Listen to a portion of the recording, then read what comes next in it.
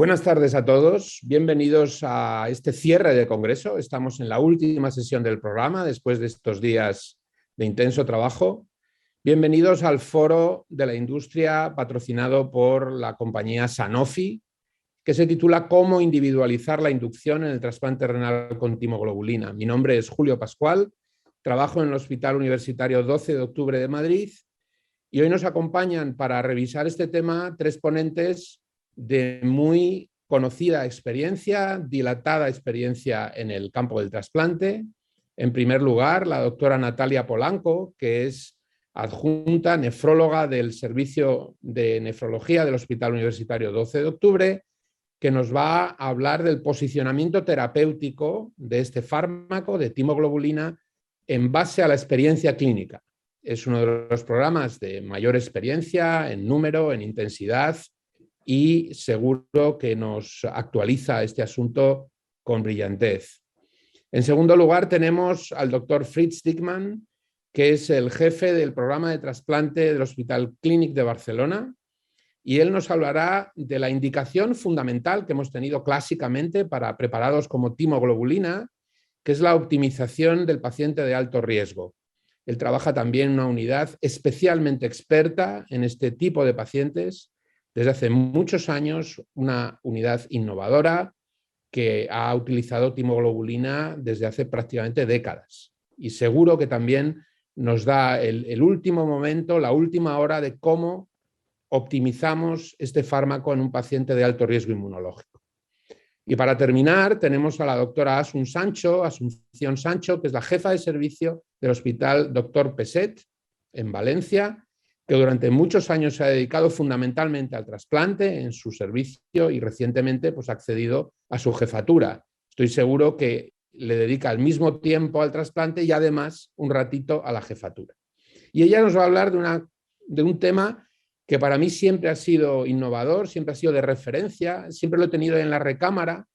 Nunca me he acabado de animar a utilizarlo y a aplicarlo, pero yo estoy seguro que nos va a volver a interrogar sobre por qué no utilizamos dosis moderadas, una exposición moderada o baja a timoglobulina en pacientes de bajo riesgo para conseguir buenos resultados de prevención de rechazo, prevención de función retardada del injerto en determinados grupos de pacientes. Yo creo que el programa es de máximo interés. Les animo desde que empiece la primera ponente a hacer sus preguntas en el chat que tienen disponible en la aplicación. Hay un lapicerito arriba a la derecha, se clica ese lapicerito y uno puede escribir sus preguntas. Les animo a tener unos minutos al final de discusión, que espero que sea fructífera y que con ello podamos clausurar este congreso de manera eficiente e interesante.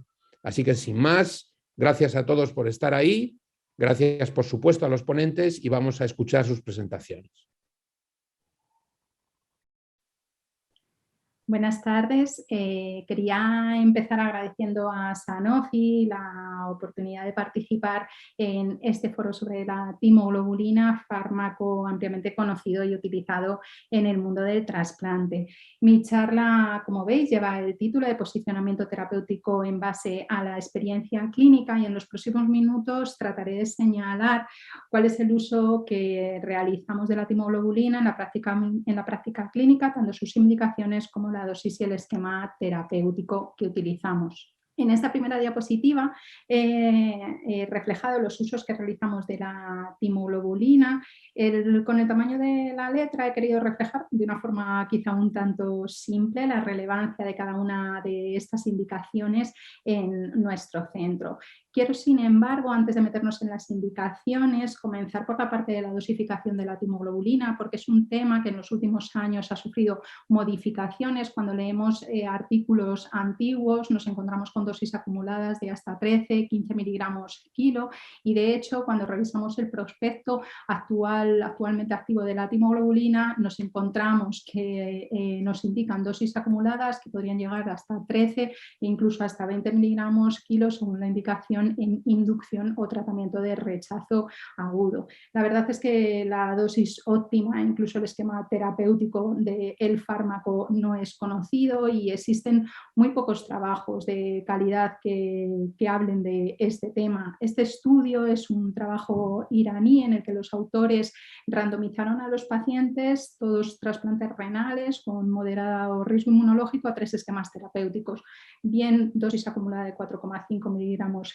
kilo repartido en 3 dosis, dosis única de 4,5 o dosis acumulada de 6 miligramos repartido en 3 dosis. Cuando analizaron los resultados, en cuanto a eficacia, los 3 regímenes terapéuticos fueron similares, si bien es cierto que la dosis de 4,5 miligramos kilo repartidos en 3 días fue la que obtuvo un mejor perfil de seguridad, con menor incidencia de infecciones y de reingresos de los pacientes. Este trabajo, de hecho, se incluye en este metaanálisis, revisión sistemática que ha sido recientemente publicada, en la que se incluyen a más de 3.600 pacientes, aunque es cierto que la mayoría de ellos provienen de estudios de cohortes, lo que limita bastante los resultados. En el metaanálisis los autores vuelven a intentar lo mismo, saber cuál es la dosis más adecuada de timoglobulina, y dividen a los pacientes en 3 grupos: dosis de menos de 4,5, dosis entre 4,5 y 6 y dosis por encima de 6 miligramos kilo. En los resultados nos encontramos que cuando hablan de la incidencia de rechazo agudo, curiosamente, los pacientes que recibieron dosis más bajas fueron las que tuvieron menos incidencia de rechazo agudo, aunque es cierto que puede haber un sesgo a la hora de que quizá los pacientes con menor riesgo inmunológico recibieron dosis más bajas. En cuanto a retraso a la función del injerto, supervivencia del injerto, supervivencia del paciente, no hubo diferencias entre los 3 grupos, aunque sí, como es lógico pensar, sí existieron diferencias en cuanto a la toxicidad, y los pacientes que recibieron dosis de más de 6 miligramos kilo presentaron más eventos como el CMV e enfermedades oncológicas. Por lo tanto, los autores concluyen que, que recomiendan dosis más bajas, entre 3 y 4,5 miligramos kilo de timoglobulina en inducción, como una dosis eficaz y con un mejor perfil de seguridad. Volviendo de nuevo a esta primera gráfica sobre las indicaciones del uso de la timoglobulina, vamos a empezar sobre el tratamiento de inducción, el uso en la inducción como fármaco para prevenir el rechazo agudo. Todos sabemos que existen muchísimos trabajos, especialmente que han demostrado el uso y la eficacia de la timoglobulina para prevenir el rechazo agudo, especialmente en los pacientes con mayor riesgo inmunológico. Por ejemplo, en este trabajo, un estudio con un número muy importante de pacientes, aunque es verdad que es un estudio de registro, en el que se comparó timoglobulina con basilizumab y timoglobulina con el alemtuzumab, encontrándose que la timoglobulina fue superior a la hora de prevenir el rechazo agudo e incluso respecto a la supervivencia de los pacientes. Es cierto que tenemos menos datos respecto a cuando utilizamos la timoglobulina en inducción en el trasplante de páncreas-riñón, aunque recientemente también ha salido este metaanálisis que incluye 7 ensayos clínicos y en los que se analizan 4 posibles pautas terapéuticas: inducción con daclizumab, inducción con alemtuzumab, inducción con timoglobulina o no inducción.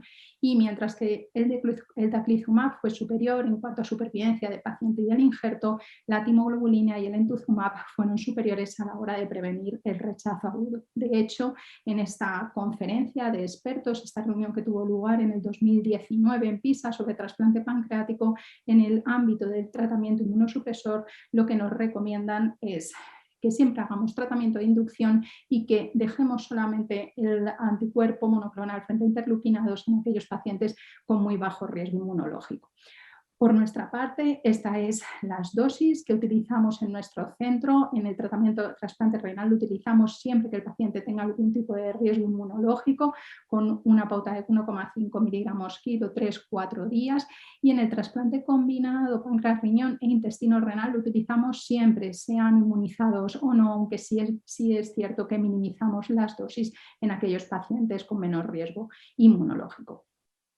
En segundo lugar, la otra indicación que tendría la timoglobulina, que ya sabemos que su mecanismo de acción principal es esa depleción de linfocitos. La realidad es que también se ha visto que tiene cierto papel inhibiendo la migración y adhesión leucocitaria, por lo tanto, podría minimizar en cierta forma ese daño tisular que tiene lugar durante los procesos de isquemia-reperfusión. Por lo tanto, es planteable que pueda tener un papel como control del riesgo de retraso en la función del injerto, injerto y de hecho algunas experiencias clínicas lo han demostrado. Aquí en este trabajo randomizado los autores distribuyeron a los pacientes a recibir timoglobulina intraquirúrgica antes de la repercusión o postquirúrgica y se encontraron que los pacientes que recibían la timoglobulina intraquirúrgica tenían una incidencia mucho menor de retraso en la función del injerto, un 15% frente a un 35% de aquellos que lo recibieron post-reperfusión.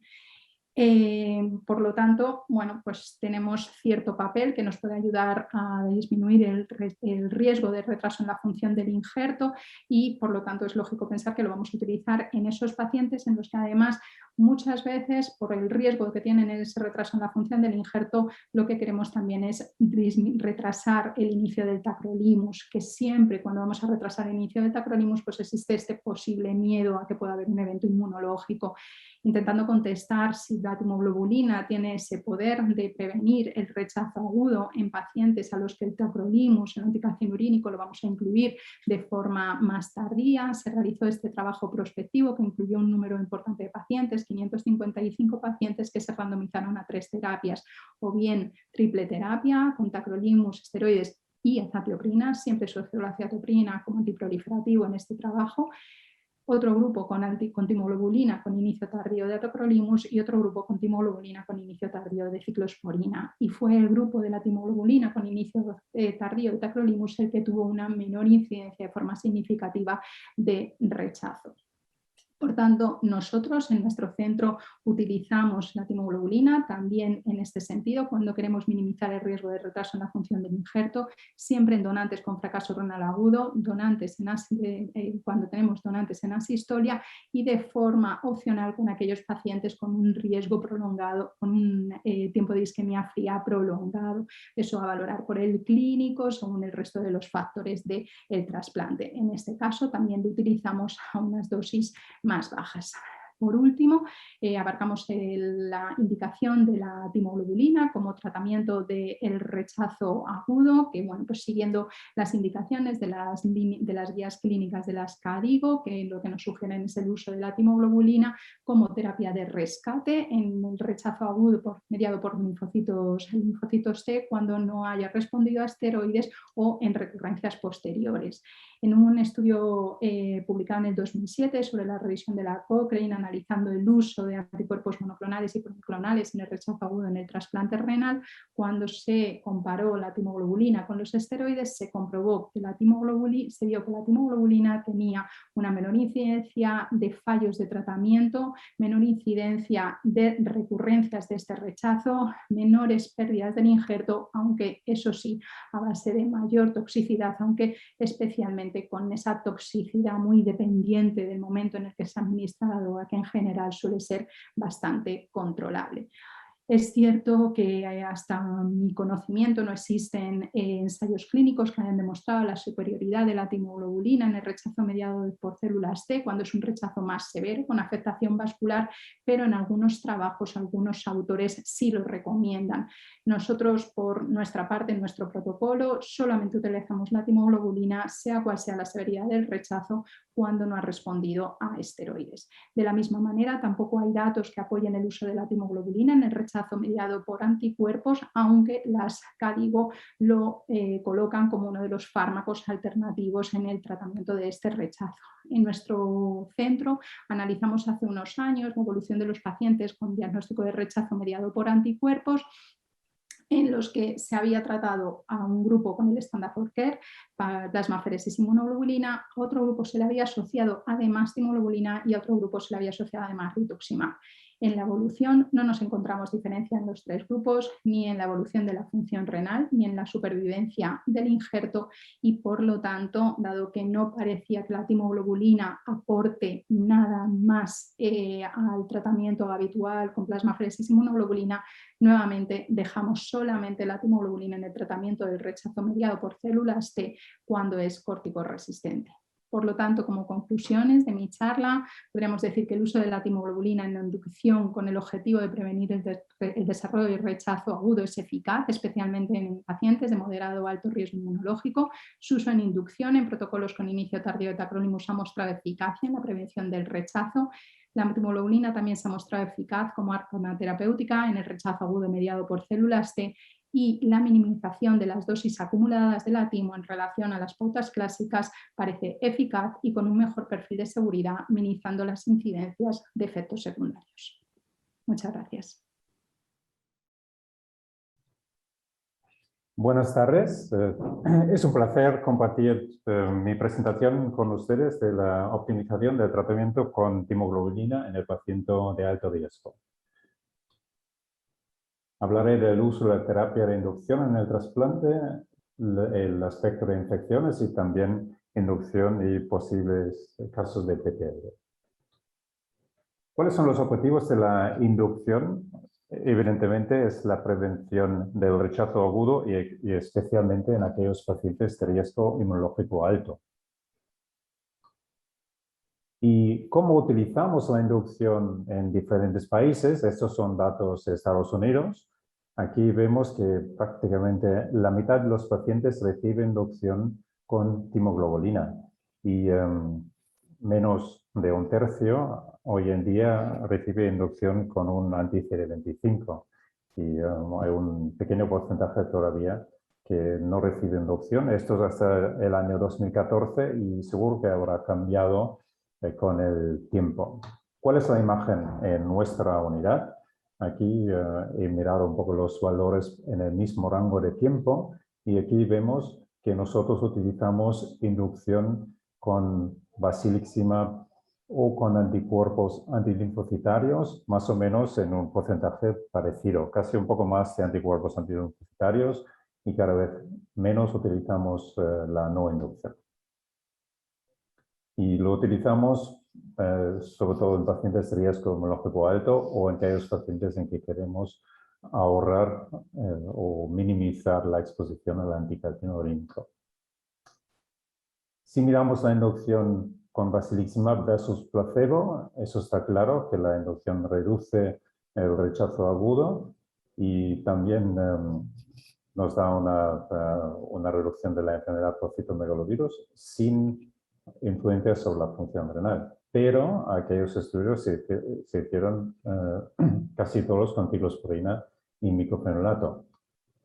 Si miramos anticuerpos antilinfocitarios versus placebo, claramente un riesgo más bajo de rechazo agudo y un riesgo más elevado de infección por citomegalovirus.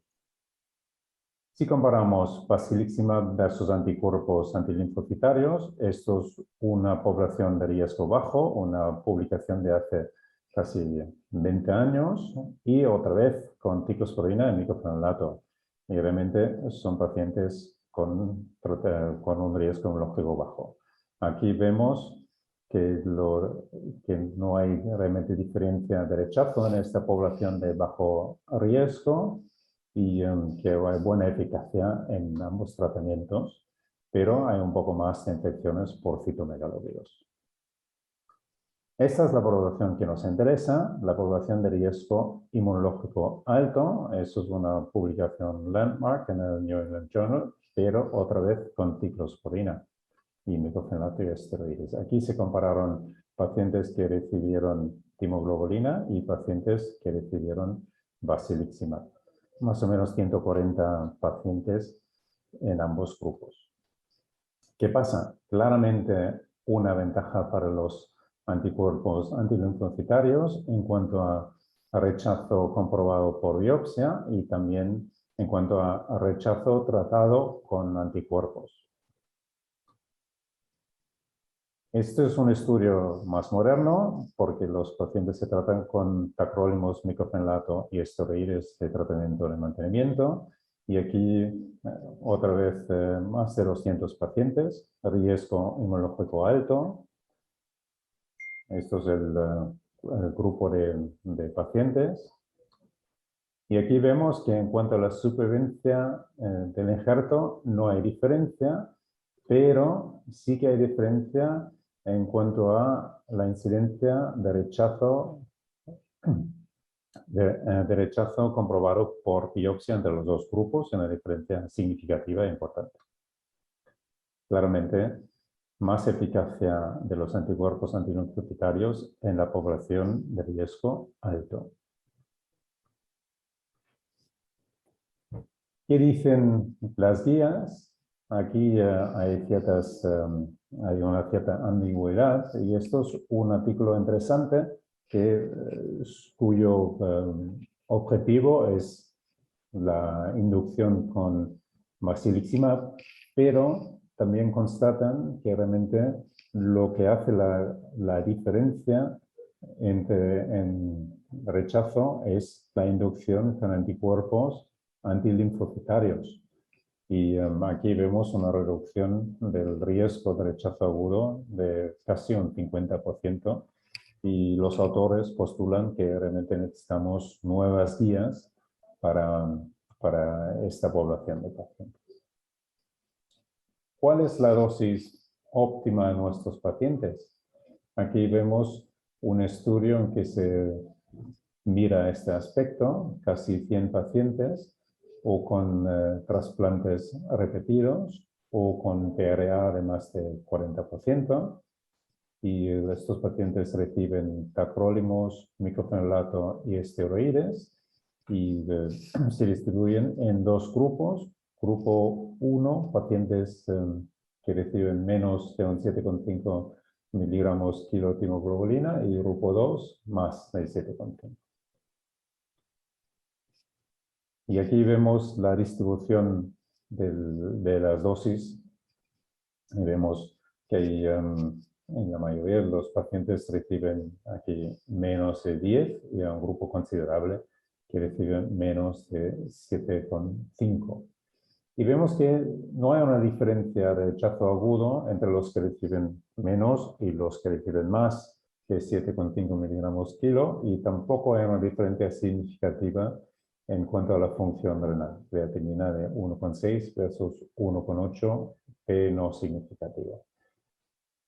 Y también vemos que no hay ninguna diferencia significativa en cuanto a supervivencia del injerto.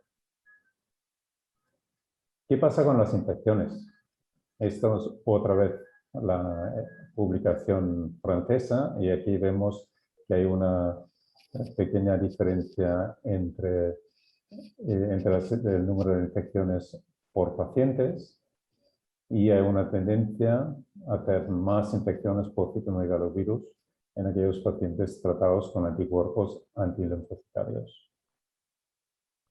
Esta es la publicación de basiliximab, donde se compara de Le Branchi, donde se compara basiliximab contra anticuerpos antilinfocitarios, y otra vez ven una diferencia a favor de basiliximab en cuanto a menos infecciones por citomegalovirus en el grupo de basiliximab. Una cosa que vemos prácticamente en todos los estudios y también que vemos en nuestra práctica clínica, y normalmente ajustamos la profilaxis según este riesgo. Y aquí me gustaría mencionar el tratamiento concomitante y la influencia del tratamiento concomitante sobre la infección. Esto es un trabajo de nuestro grupo en que miramos el riesgo de infección en pacientes que reciben timoglobulina, que reciben profilaxis con valganciclovir versus no profilaxis con valganciclovir en aquellos pacientes que, como tratamiento concomitante al tacrolimus, reciben un inhibidor emetor. Aquí se excluyeron aquellos pacientes de riesgo alto, es decir, donante citomegalovirus positivo, receptor negativo. Aquellos pacientes siempre reciben profilaxis con valganciclovir independiente del tratamiento concomitante. Pero los de riesgo intermedio, aquí vemos que no hay diferencia en infecciones por citomegalovirus. Con o sin profilaxis, sí tienen un inhibidor emetor en su terapia, como parte de su terapia. Entonces, esto aquí me gustaría subrayar el potencial rol de los inhibidores emetor en combinación con tacrolimus. Si por algún motivo hay que parar el inhibidor emetor, esta curva cambia y hay que pensar nuevamente en profilaxis. Inducción y PTLD. Esta impresión que podemos haber tenido desde los años 90, en principio se basa únicamente en la inducción con anticuerpos monoclonales OKT3. Y aquí sí que se ve un riesgo algo más elevado de tener un PTLD en el post-trasplante. Si miramos los anticuerpos antilinfocitarios, aquí monoclonales, en principio no hay riesgo significativo. Publicación de hace casi 20 años, y hay una publicación más moderna que también mira el tema de la dosis, y aquí vemos, si miramos las barras en el medio, trasplante renal que, sobre todo con dosis de menos de 7,5 miligramos kilo, no hay incidencia más elevada, y parece que en el trasplante renal esto no es un efecto dosis dependiente, pero se ve también que aquí la dosis de 7,5 es una dosis, o menos de 7,5, una dosis bastante utilizada. Entonces, podemos concluir que la inducción con timoglobulinas es la terapia de inducción en pacientes con riesgo inmunológico elevado, y ya es terapia habitual y recomendada.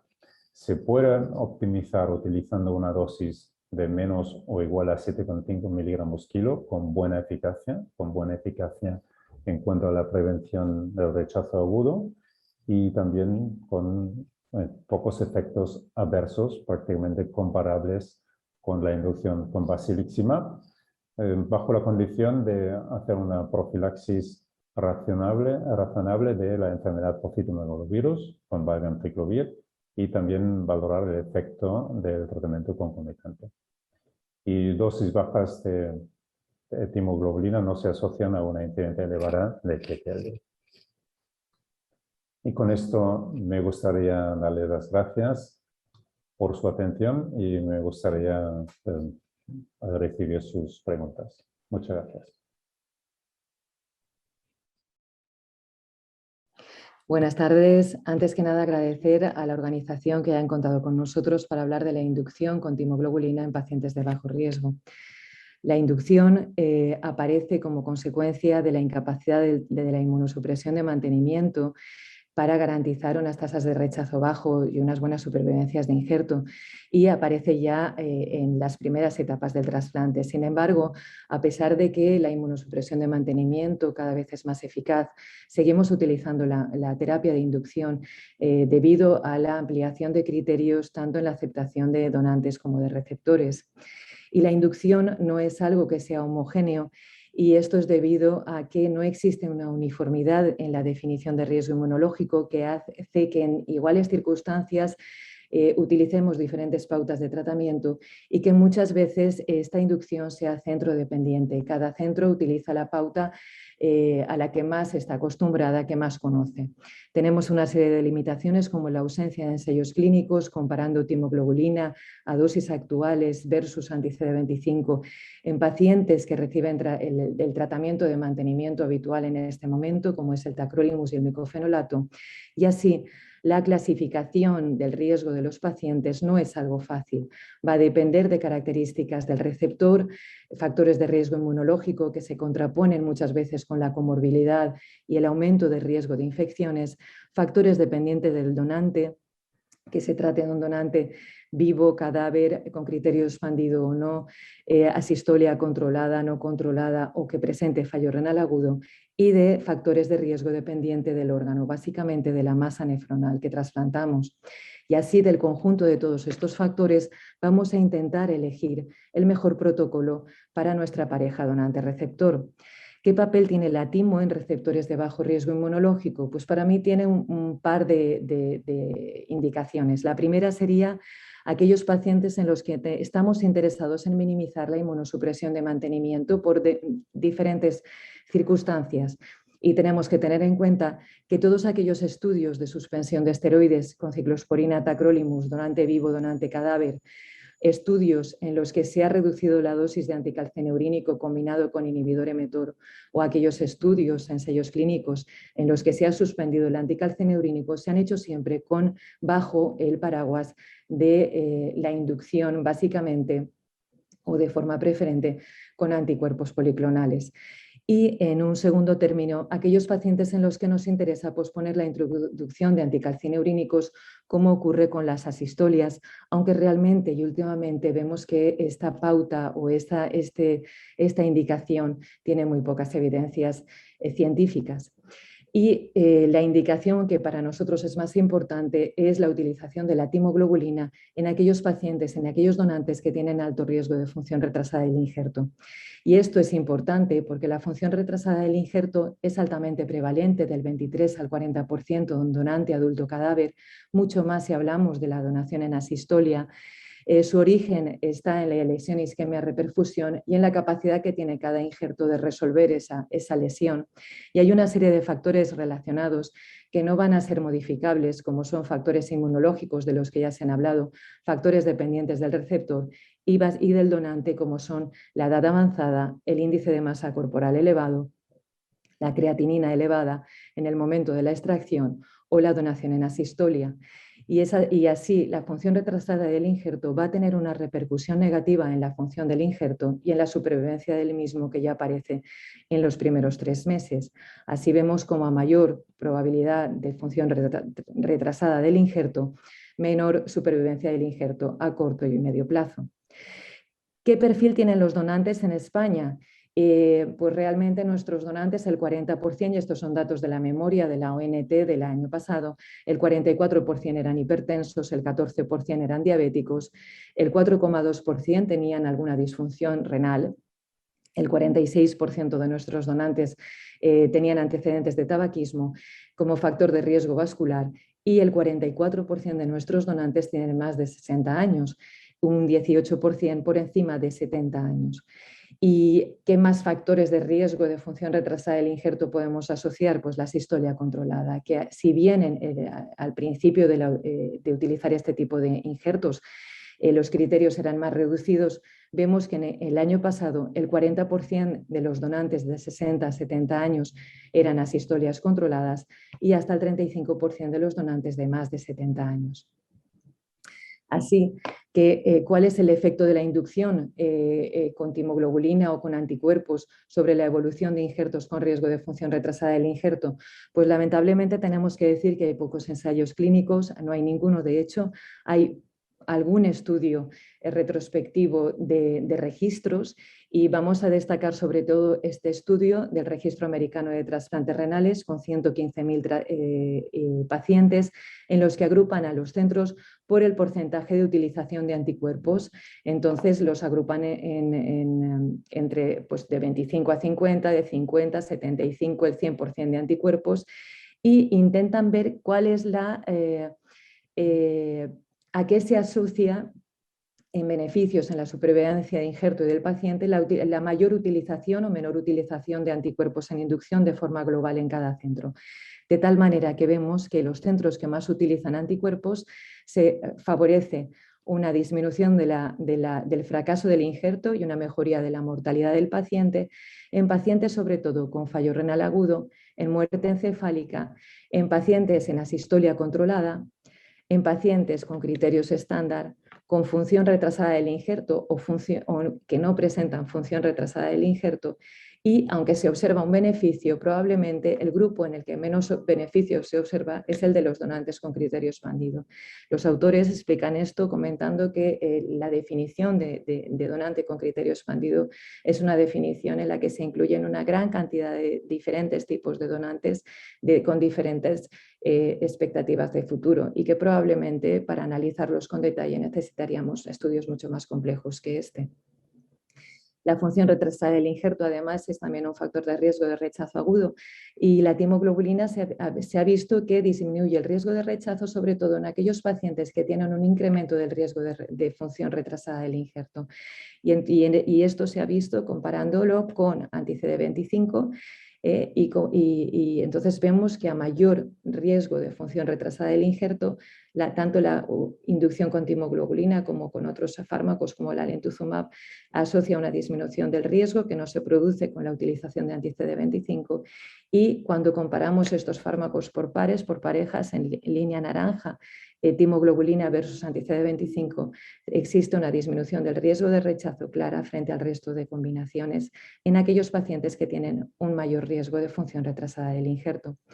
¿Cuál es la dosis óptima en esta indicación de pacientes de bajo riesgo? Pues vamos a utilizar dosis reducidas de 1 a 3 dosis, fuera de las 3 a 5 dosis que se utilizan en pacientes de mayor riesgo. Y porque se ha visto además que esas dosis pequeñas, dosis de 3 miligramos kilo, son eficaces, producen una depleción de linfocitos T en sangre periférica que dura alrededor de un mes y se mantiene durante los primeros 6 meses, por lo que probablemente con esta indicación no necesitamos dar dosis mucho más altas. Y esto lo han visto grupos que han ensayado además la reducción de dosis de timoglobulina en pacientes de mayor riesgo inmunológico, como pueden ser retrasplantes o pacientes con PRA del 20%. Esta es una experiencia de Weissman hace unos años, pero en el último año se ha publicado esta experiencia del grupo de Tedesco Silva, en la que comparan dosis totales de 3 frente a 5 miligramos kilo en pacientes retrasplantados sin DSEA y en las que no se observan diferencias ni en la supervivencia de injerto paciente ni la incidencia de rechazo agudo. Y otra de las dudas que tenemos es cuando administrar la timoglobulina, pues parece que realmente hay estudios en los que se asocia la administración pre o intraoperatoria, se asocia una disminución de la función retrasada del injerto cuando la comparamos con la administración de la timoglobulina en el periodo postoperatorio. Estos son dos experiencias con ciclosporina, con tacrolimus, en donante cadáver. Hay que decir que estudios de disfunción, de función retrasada del injerto con timoglobulina y con tacrolimus hay muy pocos, únicamente hay 3. Y realmente hace unos años se planteó este ensayo clínico, el PREDICT-IGF, pero en este momento todavía no hay publicado ningún dato ni tengo constancia de que se haya llegado a realizar. A falta de ensayos clínicos, tenemos alguna experiencia, algún estudio retrospectivo del grupo multicéntrico del grupo francés, en el que comparan anti-CD25 con timoglobulina en pacientes no sensibilizados primeros trasplantes de más de 60 años, realmente con una dosis media de timo elevada, 5 miligramos kilo, y no observan diferencias en incidencia de rechazo ni tampoco de supervivencia de paciente injerto. Y nuestra experiencia pues bueno, también había que contarla. Somos un centro en el que carece de neurocirugía y hemos sido clásicamente un ejemplo de aprovechamiento de órganos excedentarios de otros centros en los que había una necesidad imperiosa de evitar daños del injerto de origen inmunológico por lesión isquemia reperfusión grave o por rechazo agudo. Así que en aquellos pacientes en los que consideramos que existe un riesgo incrementado de función retrasada del injerto, nuestra pauta de inducción consiste en 1 a 3 dosis de 1,25 miligramos kilo. La primera se da intraoperatoria, la segunda y la tercera a las 48 horas y la segunda y la tercera se administran en función de la evolución del injerto. Desde el 2015 incorporamos la sistolia no controlada a esta pauta y en el 2015 ya publicamos la primera experiencia. Vimos que en el grupo de timo, a pesar de que el 25% de los pacientes analizados tenían unos donantes de más de 70 años y peores creatininas, el grupo de la inducción con timo a dosis reducidas frente al basiliximab se asoció a una menor tasa de rechazo, incremento ligero de infección por CMV, pero ninguna diferencia en supervivencia de paciente, de injerto, ni tampoco de causa de muerte o desarrollo de cáncer a largo plazo. Hemos ampliado esta serie con motivo de este simposio y hemos analizado nuestra experiencia hasta octubre del 2020, un seguimiento mínimo de un año, y comparamos la inducción con 1,25 miligramos kilo dosis en 1 a 3 dosis frente a lo mejor de nuestra serie, que son aquellos pacientes que han recibido inducción con anti-CD25 o aquellos que no han recibido inducción. Analizamos así 950 pacientes, la mitad con timo, 25% sin inducción, 26% con inducción con anti-CD25 y el grupo de timo con una dosis media de timo de 2 dosis. Esta ha sido la utilización de timo en nuestra serie en los últimos 10 años, más del 70%, y esto ha venido de la mano del aumento, del incremento de la edad de los donantes en nuestra serie, que en el 2013 teníamos una edad media del donante de 68 años. Afortunadamente, a partir del 2015 la edad media de los donantes ha bajado gracias a la introducción de la sistolia controlada, no así la utilización de timo, que se mantiene por encima del 70% en nuestra serie. ¿Cuál es el perfil de los donantes? Pues menos muerte encefálica en el grupo de la timo, más asistolia controlada, más asistolia no controlada, una edad media de los donantes de más de unos 10 años de diferencia, un mayor porcentaje de hipertensión, diabetes en los donantes. No hay diferencias en la muerte por ACV, pero sí en las encefalopatías posanóxicas, y el tiempo de isquemia fría se ha hecho un esfuerzo importantísimo por reducirlo, y de hecho es una hora menor que en el resto de grupo. El 50% de los donantes que recibieron timoglobulina tenían más de 60 años frente al 35% de los donantes que recibieron inducción con anti-CD25 no inducción. Y en los receptores también vemos que eran receptores más añosos, con un mayor índice de masa corporal, más dislipemia, más retrasplantes y sensibilización, pero de bajo grado, y menos compatibilidad HLA, lógicamente. Y mayor utilización en el grupo de la timoglobulina de tacrolimus como inmunosupresión de mantenimiento. Y en cuanto a la evolución, 30% de los pacientes presentaron necrosis tubular aguda frente al 25% del otro grupo, y la tasa de rechazo agudo fue mucho más baja, fue la mitad, de hecho, 8,5% frente a 17,7% en el grupo de no inducción continua. No hubo diferencias cuando analizamos las infecciones y los reingresos por infección urinaria, neumonías, infección por CMV, y cuando analizamos las neoplasias hay una menor incidencia de las neoplasias en el grupo de la timoglobulina, sin diferencias en el tipo de neoplasia. La supervivencia del injerto censurada por muerte es similar en ambos grupos, siendo la principal causa de fracaso del injerto en ambos grupos el exitus con injerto funcionante y el rechazo crónico. Y sí que existe una menor supervivencia en el paciente que recibe inducción con timo. Son pacientes mucho más mayores que a partir de los 7 años, no habiendo diferencias en las causas de muerte, pero siendo la principal causa de muerte en el grupo de inducción con timoglobulina la muerte cardiovascular. Y esto es algo que aparece también en el estudio multicéntrico francés que les he comentado previamente.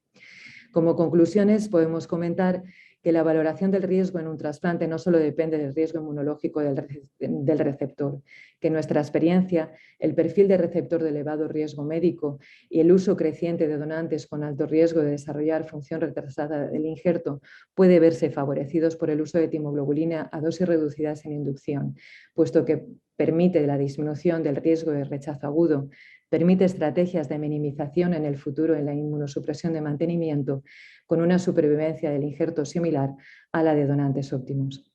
El uso de diferentes pautas en inducción dependerá del riesgo de cada pareja donante-receptor y de la experiencia de cada centro en el uso de uno u otro fármaco, y siempre hay que balancear el riesgo-beneficio derivados del uso de la inducción, puesto que su uso incrementará la carga inmunosupresora de nuestro paciente.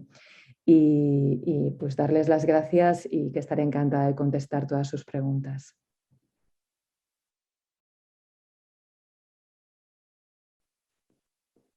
Buenas tardes de nuevo. Gracias por estas 3 magníficas presentaciones a nuestros ponentes que nos han ilustrado de los usos de timoglobulina. Yo creo que representan probablemente todas las corrientes disponibles de opinión en nuestro país, y no solo en nuestro país, sino en todo nuestro entorno de trasplante renal y renopancreático incluso hemos escuchado. Y ahora toca discutir un rato. La única ventaja que yo le veo a hacer estas cosas en este formato es que siempre hay tiempo para la discusión, porque los tiempos están tan tasados y tan controlados que ahora tenemos, si queremos, hasta 15 minutos para poder discutir de un tema tan apasionante y que tiene tanta importancia para nuestros pacientes. Porcentajes del 70% de uso en Dr. Peset, o del 30, 40, hasta 50% en otros centros, pues quiere decir que no es un tema menor, ni muchísimo menos. Eficacia, seguridad, tenemos muchos temas de los que hablar, y seguro que nuestra audiencia tiene muchas preguntas, muchas ideas que plasmar en el chat que tienen colocado en la aplicación, y estamos deseando escuchar preguntas leer preguntas para pasárselas a nuestros ponentes y poder tener una discusión realmente interesante para cerrar este magnífico congreso. Y mientras se animan, yo creo que voy a hacer una pregunta a los tres a la vez, que seguramente sería la típica pregunta para el final de la discusión, pero ya la adelanto, innovando un poquito. Después de tanta experiencia acumulada que nuestros tres ponentes tienen con el uso de timoglobulina desde hace muchos años, desde que eran tiernos hasta que ya son responsables de hospitalización, de servicio, de programa incluso, ¿cómo ven el futuro de la timoglobulina en los próximos 5 años, por ejemplo? Es decir, nos han dicho cómo la utilizan en este momento. Yo quiero que den un paso más y nos digan, oye, ¿cómo se usará esto en 2025? ¿La timoglobulina disminuirá su utilización? ¿Aumentará su utilización? ¿Aumentará las dosis, las indicaciones? ¿Bajará incluso más la dosis? ¿Aprenderemos a utilizar, qué sé yo, mini dosis de timoglobulina en todos? ¿Solo la reservaremos para los de alto riesgo inmunológico? El primero que se anime, la palabra es suya. Bueno, pues si quieres me animo yo, Julia. Yo, en principio, nosotros lo que sí que hemos aprendido es que la timo se puede utilizar con dosis muy reducidas y que te da garantías de que la tasa de rechazo agudo va a estar muy controlada, que no vas a tener efectos secundarios graves y yo creo que la tendencia natural es a reducir dosis porque la mochila de la inmunosupresión conforme pasa el tiempo se va llenando y los pacientes que vamos trasplantando son muy añosos, que tienen mucha comorbilidad, son pacientes frágiles y entonces lo que he comentado al principio de la charla, siempre tenemos que balancear muy bien la cantidad de inmunosupresión que vamos a darle a ese paciente y ver cuál es su comorbilidad, el riesgo de infecciones y modular muy bien la inmunosupresión. Y la timoglobulina nos da mucha tranquilidad durante las primeras semanas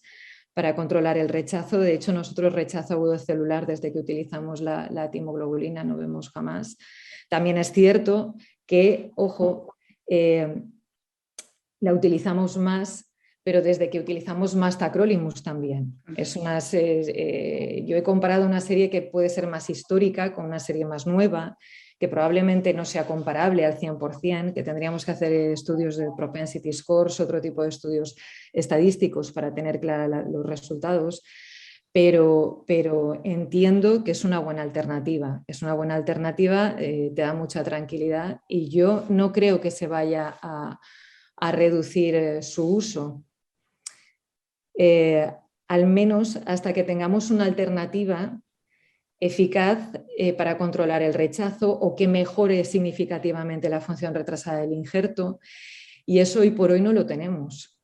Eso hoy por hoy no existe. Y no sé si os he ayudado mucho. Claro que sí, seguro que hay más opiniones. Natalia.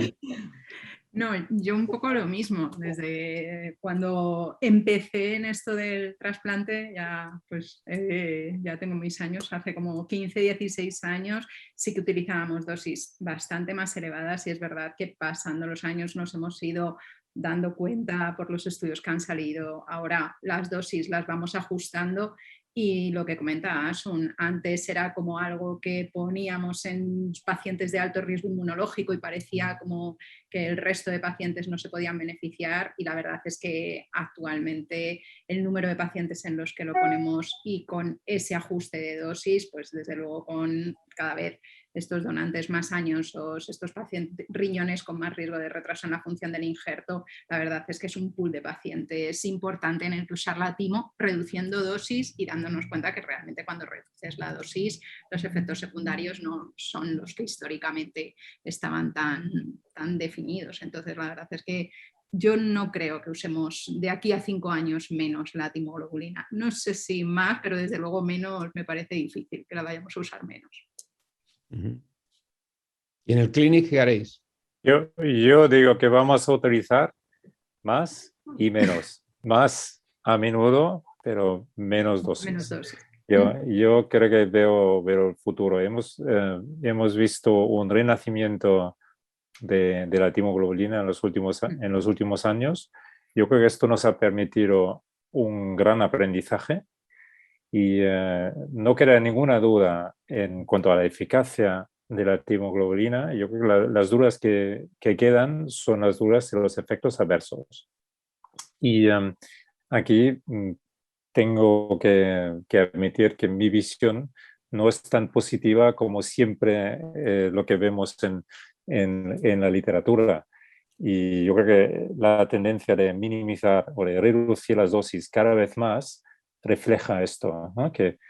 Yo creo que es un fármaco muy eficaz y nuestra obligación es, por supuesto, analizar y reanalizar y reajustar el tratamiento en cuanto a los efectos adversos. Probablemente estoy de acuerdo con todos vosotros. Hay margen hacia abajo en cuanto a lo que es la reducción de la dosis para conseguir esto.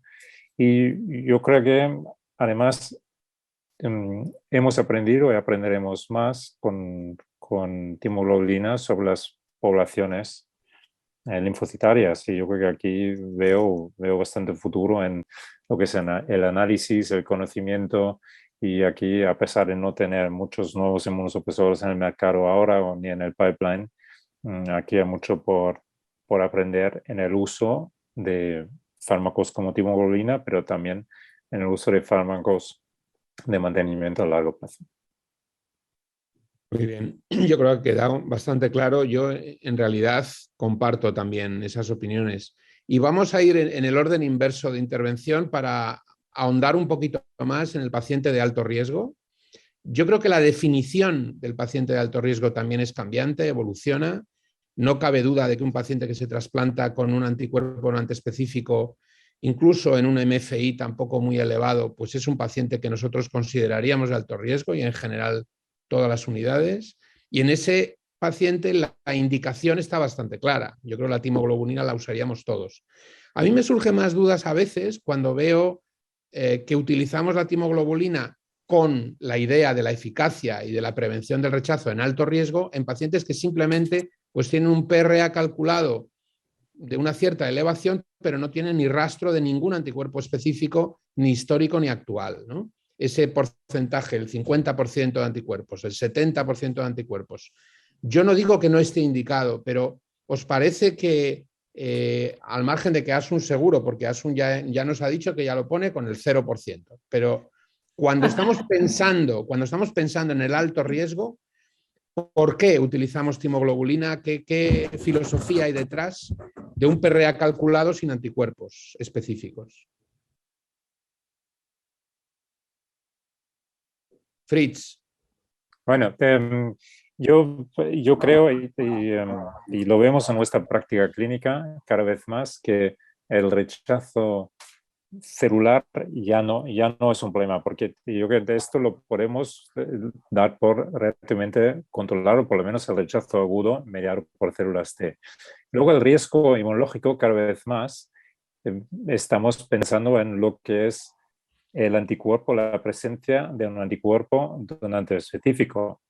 Y esto no es tan fácil. En el reciente congreso de la ESCOT hemos visto las diferentes, con el grupo Engage, por ejemplo, que definiciones que de alguna manera intentan clasificar esto y al final siempre acabamos con la presencia o el riesgo de presencia de un anticuerpo donante específico. Entonces, yo creo que antes de clasificar tratamientos de una nueva manera, necesitamos clasificar un poco nuestras definiciones de realmente qué es riesgo inmunológico alto. El CPRA, esto nosotros lo vemos que prácticamente la mitad de los pacientes en nuestra lista de espera, y no solo de trasplantes, la mitad de los pacientes tienen la presencia de algún anticuerpo HLA.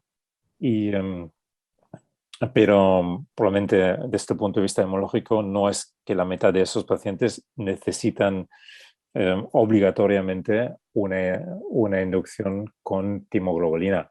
Entonces yo sería cauto en la evaluación en automatismos en ese sentido. Totalmente de acuerdo contigo, Julio. Presencia o riesgo alto de anticuerpo donante específico, timoglobulina. Nosotros también clasificamos, por ejemplo, en el trasplante de donante vivo entre parejas y el varón donante es padre de al menos un hijo común. Esto lo clasificaríamos como riesgo alto, incluso si no somos capaces de detectar el anticuerpo HLA. Entonces, a estos, incluso para un primer trasplante, les daríamos timoglobulina, ¿no? Esto entra un poco en esta, por lo menos en nuestra clasificación en ese sentido. Pero solo fuera de esto, CPRA sin realmente evento sensibilizador conocido, bien definido, y lo tenemos claro que no hay un anticuerpo anti-HLA donante específico. Yo creo que se puede contemplar también dar basiliximab en estos pacientes. Hay que analizar bien el evento, ¿no? Si es embarazos, lo tengo claro, la incompatibilidad repetida con anticuerpo donde específico está claro también, ¿no? Pero solo CPRA en sí creo que se está reclasificando un poco esto. ¿Alguna opinión adicional a esto? ¿O cambiamos No, bueno, yo estoy de acuerdo con Fritz. Yo creo que el riesgo inmunológico elevado también se está reclasificando. Yo creo que antes utilizábamos timo para todo, ahora tenemos alternativas de tratamiento. No todo el riesgo inmunológico es el mismo, como tú bien has dicho y como bien ha explicado Fritz. Y antes funcionábamos con el PRA, que era muy cómodo, ahora ya el PRA no nos sirve para nada, tenemos que utilizar los singles, tenemos que ver especificidades. Y es un mundo que se nos va abriendo y tenemos que reorganizar una vez más los protocolos de inmunosupresión, de inducción, porque lo que teníamos hace unos años ya no nos vale. Entonces, bueno, quizás hay que introducir otro tipo de fármacos en pacientes de mucho más alto riesgo inmunológico y reducir la timo si la damos. Y si no, hay alternativas y hay grupos que tienen más experiencia que nosotros en alternativas. Lo que sí te quiero decir es que nosotros la dosis media que utilizamos, cuando la utilizamos en elevado riesgo de función retrasada del injerto, es de 2,5 en la mayor parte de pacientes, 2,5 por kilo. Te quiero decir que es una dosis muy reducida. Muy reducida, e incluso la administramos cada 48 horas, con lo cual, ¿qué quiere decir? Que estamos dando tiempo al riñón a que nos vaya diciendo hacia dónde va a ir, si va a hacer un daño tubular establecido o si por el contrario es un riñón que va recuperando rápidamente la función renal y con una dosis, si con una dosis está bien no le vamos a poner 2 y menos 3. O sea que esto sí que es lo que nosotros hacemos, ¿no? Individualizar muchísimo la administración de la timo. Sí, yo estoy un poco de acuerdo con esa forma, que efectivamente tenemos alternativas y en pacientes que no son del conocido alto riesgo inmunológico, lo que decís, pendiente de definir eso. Tenemos la alternativa del basiliximab, pero también está esa opción de minimizar y jugar con la dosis de la timoglobulina, incluso efectivamente ese ajuste un poco día a día en ese paciente que lo pones por el alto riesgo de retraso en la función del injerto. Si al final el paciente en el segundo día tendrá poliguria con descenso espontáneo de la creatinina, no insistes más en administrar más dosis. Entonces, que ya no son protocolos tan estrictos. Tirando un poco de ese hilo, Asun, ¿te atreves a decirnos por qué la timoglobulina protege de la función retardada? Pues mira, no podría porque no hay, de momento no hay ningún estudio, pero sí parece que la timo, a ver, aparte del efecto de pletón en sangre periférica de los linfostés, parece que sí que tiene un efecto inmunomodulador, que no se sabe muy bien, y sí que podría disminuir un poco la expresión a nivel del endotelio, pues de todas estas moléculas de adhesión, la P-selectina, tal, que pueden reclutar las células inflamatorias y dañar el órgano. Parece que los mecanismos que los autores que lo han intentado explicar de alguna manera, este es el mecanismo que explican un poco, ¿no? O que abogan un poco. Y ya está, pero ya te digo que solamente hay un par de estudios, como he comentado antes, en los que sí que se ve una disminución de la función retrasada del injerto. En nuestra experiencia sí que la hay, pero no, ya te digo que en nuestra experiencia tendríamos que hacer un análisis mucho más profundo de todos los factores que intervienen en la lesión isquemia reperfusión. Muy bien. Cuando los ponentes son buenos, tienen tanta experiencia, el tiempo vuela y aunque parezca mentira, hemos agotado 17 minutos de discusión. La timoglobulina es un preparado antilinfocitario que conocemos ya bien. Como bien decía el doctor Dickman, hemos aprendido mucho de ella en los últimos años. Nos da muy poco miedo ya. Ya sabemos cómo utilizarla bien para reducir los efectos adversos. La eficacia es incontestable. Todos hemos estado de acuerdo en que su uso futuro no se reducirá en número de pacientes. Quizás sí se pueda reducir en algunos casos parte de la dosis para evitar infecciones, yo creo que todavía relevantes en algunos pacientes. Y por tanto el futuro está ahí. Yo creo que con ponentes así el futuro del trasplante está asegurado y para la timoglobulina también. Así que con esto despedimos el congreso. Mira qué bien. Me toca despedir este congreso, al menos en la sufrida audiencia que a esta hora esté conectada a este simposio. Gracias a todos por la participación, por las ponencias magníficas, por supuesto a Sanofi por la sponsorización y buenas noches. Muchas gracias. Buenas noches. Muchas gracias. Buenas noches, chao.